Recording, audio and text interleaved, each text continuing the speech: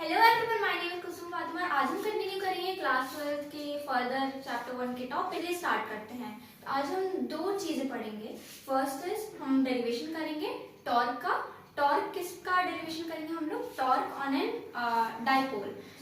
Torque क्या होता है हम लोग को पता है कि हम लोग ने 11th क्लास में पढ़ रखा है। Torque is a kind of twisting force. कैसा ट्विस्टिंग फोर्स होता है? Let's say we have an object and उस ऑब्जेक्ट पे फोर्सेस लग रहे हैं, इक्वल एंड अपोजिट फोर्सेस हैं, और उन फोर्सेस का जो लाइन ऑफ एक्शन है वो डिफरेंट है। तो उस ऑब्जेक्ट पे एक ट्विस्टिंग फोर्स लगेगा और उस ट्विस्टिंग फोर्स की वजह से क्या करेगा? वो टर्न करेगा। यानी हम इसको टॉर्क को डिफाइन कर सकते हैं। We have an object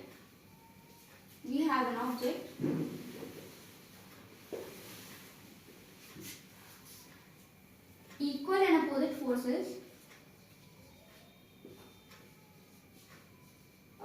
forces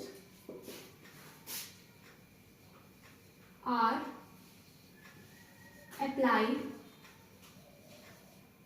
on the object।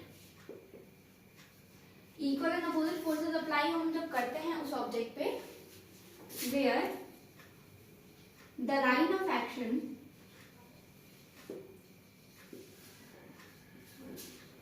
of forces are different,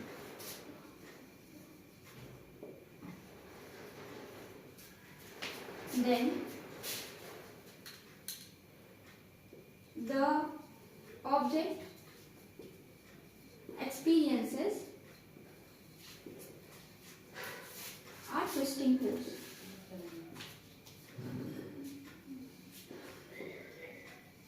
इस ट्विस्टिंग फोर्स को हम क्या बोलते हैं? टॉर्क। ठीक है, यही होता है हमारा टॉर्क। अब हम लोग ने बात करनी है यूनिफॉर्म इलेक्ट्रिक फील्ड की। तो यूनिफॉर्म इलेक्ट्रिक फील्ड क्या होती है? देखिए, ये हमारी इलेक्ट्रिक फील्ड लाइंस है, ये हमारी इलेक्ट्रिक फील्ड लाइंस है। ठीक है, और इसमें हमारी एक डाइपोल है, ये नेगेटिव चार्ज, ये पॉजिटिव चार्ज, ये हमारी एक डाइपोल हो गई। और डाइपोल के में जो हमारा लेंथ ऑफ डाइपोल होती है इट इज 2a। ये हमारा फोर्स इसमें पॉजिटिव चार्ज में इधर लग रहा है और नेगेटिव चार्ज में इधर फोर्स लग रहा है, और इसका लाइन ऑफ एक्शन इधर है और इसका लाइन ऑफ एक्शन इधर है। तो ये हमारी डाइपोल हो गई, ये हमारी यूनिफॉर्म इलेक्ट्रिक फील्ड है। इसको हम एक्सटर्नल क्यों बोलते हैं? एक्सटर्नल इलेक्ट्रिक फील्ड क्यों बोलते हैं? क्योंकि ये डाइपोल की इलेक्ट्रिक फील्ड नहीं है, ये एक्सटर्नल इलेक्ट्रिक फील्ड में इसको रखा है। ठीक है, ये डाइपोल की इलेक्ट्रिक फील्ड नहीं है, इसको एक्सटर्नल इलेक्ट्रिक फील्ड में रखा है। तो ये हो गया हमारा। अब टॉर्क होती है, टॉर्क का फॉर्मूला क्या होता है? टॉर्क का फॉर्मूला होता है हमारा फोर्स इनटू परपेंडिकुलर डिस्टेंस। यही हमारा टॉर्क का फॉर्मूला होता है। अब एक और बात आती है टॉर्क में कि हमारा इक्वल एंड अपोजिट फोर्सेस जब लगते हैं एक ऑब्जेक्ट पे, तो वो ऑब्जेक्ट ट्विस्ट करता है, यानी वो गोल गोल घूमता है, टर्न करता है। लेकिन अगर वो फोर्सेस इक्वल एंड अपोजिट ना होके एक फोर्स ज्यादा बड़ी हो, अनइक्वल एंड अपोजिट हो, यानी एक फोर्स बड़ी हो, ज्यादा हो, और दूसरी फोर्स कम हो, यानी तब क्या होगा कि ट्विस्टिंग फोर्स तो लगेगी ही, उसके साथ में एक ट्रांसलेशन मोशन भी होगा। यानी हमारा जो ऑब्जेक्ट है वो गोल गोल भी घूमेगा और साथ में वो ट्रांसलेटरी मोशन भी करेगा। तो ये हम कैसे बताएं कि ये जो हमारी डाइपोल है इसमें टॉर्क लग रहा है और ट्रांसलेटरी मोशन नहीं हो रहा है यहाँ पे? सबसे पहले तो हम लोग को ये बात पता है कि जो हमारी इलेक्ट्रिक फील्ड होती है वो होती है हमारी फोर्स अपॉन चार्ज। इतना पता है हम लोग को। फोर्स क्या होता है? यानी F = QE। अब एक हमारा प्लस क्यू चार्ज है, एक हमारा माइनस क्यू चार्ज है, दोनों पे फोर्स लग रहे हैं इक्वल एंड अपोजिट। तो हम लोग को पता कैसे करना है कि ये जो फोर्स है प्लस क्यू के लिए क्या है और माइनस क्यू के लिए क्या है? सबसे पहले हम प्लस क्यू के लिए निकालते हैं, तो वो होगा QE नॉर्मल, क्योंकि चार्ज क्यू है, इलेक्ट्रिक फील्ड E ले रहे हैं हम लोग। और अगर हमारा माइनस क्यू के लिए हम लोग फोर्स लें, तो माइनस क्यू के लिए क्या हो जाएगा? QE, लेकिन डायरेक्शन तो अपोजिट है और चार्ज हमारा नेगेटिव में है ना, तो यानी यहाँ पे एक नेगेटिव का साइन लग जाएगा। प्लस क्यू के लिए हो गया हमारा QE और माइनस क्यू के लिए हो गया हमारा माइनस QE। अगर हम इसमें नेट फोर्स निकालें, नेट फोर्स, तो नेट फोर्स क्या होगा, एफ नेट, ये होगा हमारा F plus Q plus F minus Q, यानी Q E minus Q E, यानी ये हमारा नेट फोर्स 0 हो जाएगा। अब देखिए इक्वल एंड अपोजिट फोर्सेस है, line of direction, line of action same नहीं है इनका, लाइन ऑफ एक्शन इनका डिफरेंट है ना। प्लस क्यू चार्ज के लिए लाइन ऑफ एक्शन ये है, माइनस क्यू चार्ज के लिए लाइन ऑफ एक्शन ये है। तो यानी यहाँ पर टॉर्क लगेगी, एक ट्विस्टिंग फोर्स लगेगा जिससे रोटेट ट्विस्ट करेगा डाइपोल। लेकिन हमने जब नेट फोर्स निकाली तो नेट फोर्स कितनी आ रही है, 0 आ रही है, यानी ये ट्रांसलेटरी मोशन नहीं करेगा, ये सिर्फ और सिर्फ हमारा इस पे टॉर्क लगेगा, यानी ये सिर्फ और सिर्फ ट्विस्टिंग फोर्स एक्सपीरियंस करेगा डाइपोल, इस पे कोई ट्रांसलेटरी मोशन नहीं होगा, ना ये आगे बढ़ेगा ना ये पीछे बढ़ेगा, सिर्फ एक जगह ट्विस्टिंग फोर्स इस पे लगेगा, सिर्फ एक जगह ट्विस्ट करेगा। तो ये चीज हम लोग ने देख ली कि इस पे सिर्फ टॉर्क लग रहा है ना, ट्विस्टिंग फोर्स लग रहा है, कोई ट्रांसलेटरी मोशन यहाँ पे नहीं हो रहा है। तो हम लोग आगे बढ़ते हैं। तो देखिए टॉर्क का फॉर्मूला भी हम लोग ने लिखा था, torque equals force into perpendicular distance, ये होता है force into perpendicular distance. Force हमारा होता है क्यू ई और परपेंडिकुलर डिस्टेंस हमारा क्या होता है, अगर हम इसको ऐसे करें परपेंडिकुलर, देखिए ये परपेंडिकुलर है, ठीक है, यहाँ 90 डिग्री का एंगल बन रहा है, तो परपेंडिकुलर हो गई। अगर ये एंगल हमारा थीटा है तो ये जो साइड है वो क्या होगी, 2a साइन थीटा, थीटा के सामने वाली साइड 2a साइन थीटा होती है। क्यों होती है ये भी पता चल जाएगा हम लोग को। साइन थीटा क्या होता है, परपेंडिकुलर बाय हाइपोटेन्यूज, तो हाइपोटेन्यूज हम लोग को पता है 2a, यानी sine theta equals perpendicular upon 2a, यानी परपेंडिकुलर क्या हो जाएगा हमारा 2a साइन थीटा, यानी q into 2a sine theta. Q E और 2a साइन थीटा हम लोग को मिल गया। अब इसमें हम q और 2a साथ में ले लेते हैं, q ले लेते हैं, ये हम लोग ने पहले वाले वीडियो में भी बहुत किया था डेरिवेशन में, 2a इंटू क्यू, इसको हमने साथ में ले लिया, और e साइन थीटा हमने अलग ले लिया, e साइन थीटा अलग ले लिया। ऐसा क्यों किया, क्योंकि ये जो चीज है इसको हम बोलते हैं डाइपोल मूवमेंट, डाइपोल मूवमेंट यानी p से डिनोट होता है, तो ये हो गया हमारा p e साइन थीटा। अब देखिए टॉर्क को हम टाउ से डिनोट करते हैं, इतना तो हम लोग को पता है, ठीक है, ये टाउ हो गया। अब टॉर्क भी एक वेक्टर है, हमारा डाइपोल मूवमेंट भी एक वेक्टर है, और हमारा इलेक्ट्रिक फील्ड भी एक वेक्टर है। तो जब हमारे वेक्टर्स मल्टीप्लाई होते हैं और उनके साथ में साइन थीटा लगा होता है, तो हम लोग क्या करते हैं, बीच में क्रॉस लगा देते हैं, तो यानी टाउ भी वेक्टर है, पी भी वेक्टर है, और हमारा इलेक्ट्रिक फील्ड भी वेक्टर है, यानी ये हमारा P क्रॉस ई आ गया। तो टॉर्क क्या होता है, टाउ इक्वल्स P क्रॉस ई। अब देखिए यहाँ पे हमारे कुछ केसेस आ जाते हैं। फर्स्ट केस होता है हमारा कि टाउ मैक्सिमम कब होगा, टॉर्क मैक्सिमम कब होगा, टॉर्क मैक्सिमम तब होगा जब हमारा थीटा इधर 90 डिग्री हो जाए, यानी टाउ इक्वल्स PE, इधर हम लिख देते हैं 1 थीटा इक्वल्स 90 डिग्री। तो tau equals PE sine theta, ये हम लोग को पता है, PE साइन 90 डिग्री है ना। PE sine 90 degree, sine 90 degree क्या होता है 1, which will be PE है ना। तो ये मैक्सिमम वैल्यू होती है ऑफ टॉर्क है ना। और सेकेंड हमारा होता है केस, टाउ हमारा 0 होता है when theta is also equals to 0।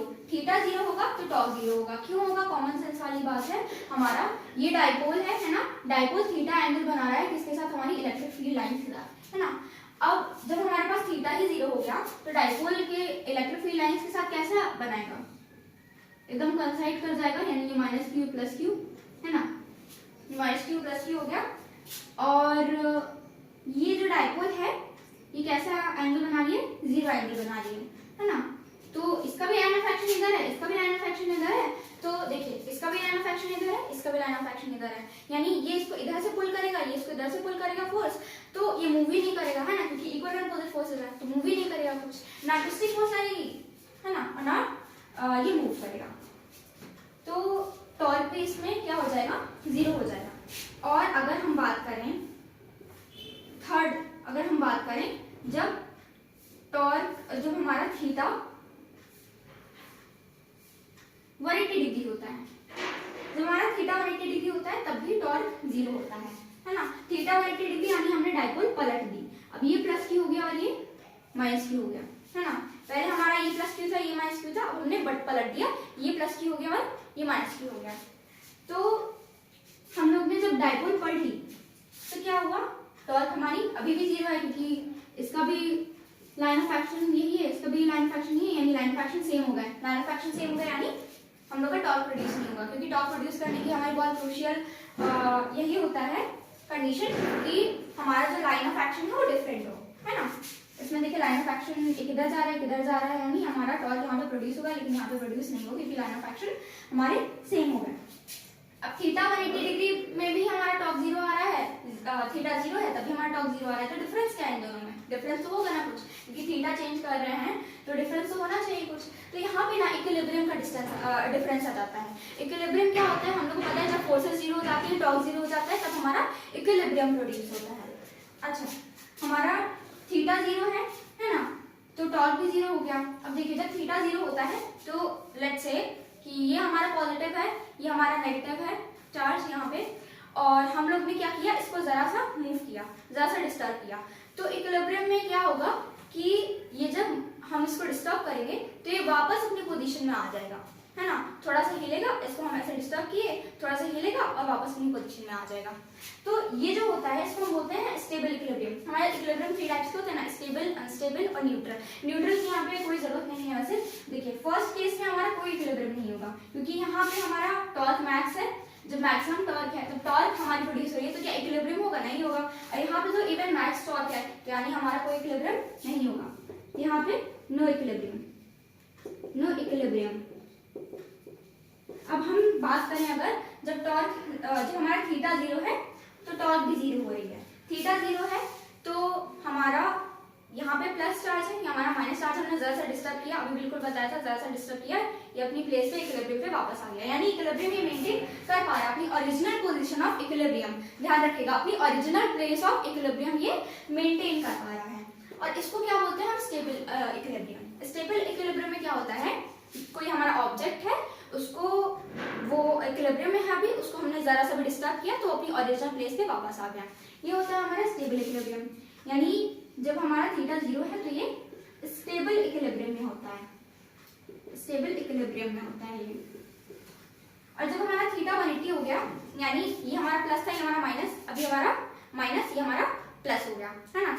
तो आप इसको जरा सा भी डिस्टर्ब करेंगे, है ना, आप ऐसे रखा हुआ है इक्विलिब्रियम में है, जरा सा भी डिस्टर्ब करेंगे तो ऐसा नहीं कि अपनी ओरिजिनल पोजीशन पे वापस आ जाएगा, ये आपने इसको डिस्टर्ब किया, ये पूरा पलट जाएगा, ठीक है। पहले ये ऐसा था, इधर माइनस इधर प्लस, अब ये पूरा पलट जाएगा, यानी डायपोल की पोजीशन चेंज हो जाएगी और चार्ज की पोजीशन भी चेंज हो जाएगी, यानी ये हमारा अनस्टेबल इक्विलिब्रियम है। अनस्टेबल इक्विलिब्रियम का क्या मतलब हुआ, opposite of stable equilibrium. Stable equilibrium में क्या हो रहा था कि अपनी ओरिजिनल पोजीशन ऑफ इक्विलिब्रियम ये मेंटेन कर पा रहा था, लेकिन अनस्टेबल इक्विलिब्रियम में क्या होता है कि अपनी ओरिजिनल पोजीशन ऑफ इक्विलिब्रियम हमारा ऑब्जेक्ट मेंटेन नहीं कर पाता है। तो यहाँ पे हमारा जो डाइपोल है एट 180 डिग्री, हमारा जो इक्विलिब्रियम है वो मेंटेन अपनी ओरिजिनल पोजीशन पर नहीं कर पा रहा है। दूसरी पोजीशन में जब वो पलट के आएगा, जब चार्जेस के पोजीशन इंटरचेंज हो जाएगा, तब वो पलट के जब आएगा तो वहां पे भी इक्विलिब्रियम में रहेगा, लेकिन वो उसकी ओरिजिनल पोजीशन तो है नहीं, है ना, ओरिजिनल पोजीशन पे वापस नहीं आ पाएगा, तो इसको हम बोलते हैं अनस्टेबल इक्विलिब्रियम, ठीक है। तो ये हमारे 3 केसेस हो गए। फर्स्ट जब हमारा टॉर्क मैच होता है ना, कब होता है, जब थीटा 90 डिग्री हो, ठीक है। आप रख के भी देख सकते हैं, साइन थीटा रखिए तो थीटा जब 0 रखेंगे आप तो टॉर्क 0 आएगा, थीटा 90 रखेंगे तो टॉर्क मैक्सिमम आएगा, और जब थीटा 180 रखेंगे, साइन 180 0, तो टॉर्क भी हमारा 0 आ जाएगा। तो ये 3 हमारे केसेस होते हैं, इसमें हम लोग को इतना डिराइव करना। तो आज के लिए इतना ही, हम लोग आगे का जितना भी टॉपिक है वो नेक्स्ट वीडियो में करेंगे। Thank you for watching.